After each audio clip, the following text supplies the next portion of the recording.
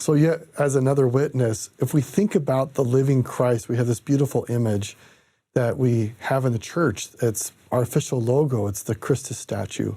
If we look closely, particularly at the one we have in Salt Lake based on a model in Denmark, well, the original in Denmark, what do we see in that statue?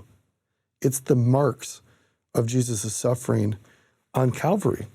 So when we worship the living and the loving Christ, his witness to us that he is who he says he is enfleshed in his resurrected body. I remember as a kid asking my dad, like, wait a second, I thought a resurrected body is a perfected body. I think it's curious that Jesus has a perfected resurrected body, and yet he's got wounds in his body. I want you to think about this. We are engraved on the palms of his hands. He does not forget us. He does not forget that he did all these things for us. So when you see that beautiful image that we have as the official logo of the church, you can know that Jesus always and forever will remember you because you are in his hands. And now for us in the 21st century, I find it fascinating that Taylor already mentioned the church's new logo with this emphasis of the Christus statue there, knowing that the marks of this infinite atonement are retained in his hands and in his feet and in his side. Isn't it interesting in English how this works? That we talk about Jesus, of all of the titles, we could spend hours on all of just the titles and names of Christ.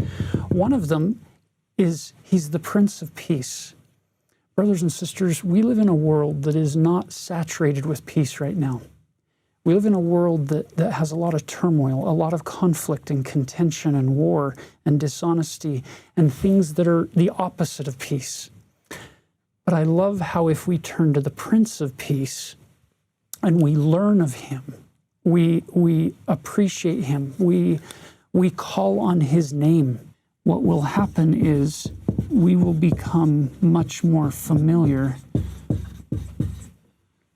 with the Prince of Peace. The violence he endured for us means that you and I can experience his peace. We can come into the safety of his wings that he puts out for us, that he uses that analogy in Scripture as a chicken with the little chicks coming under that wing to protect us as we come into that covenant with him. There's a power that comes when we feel the peace of Jesus Christ. And I want to testify that I know Jesus Christ lives today. He is the living and the loving Christ.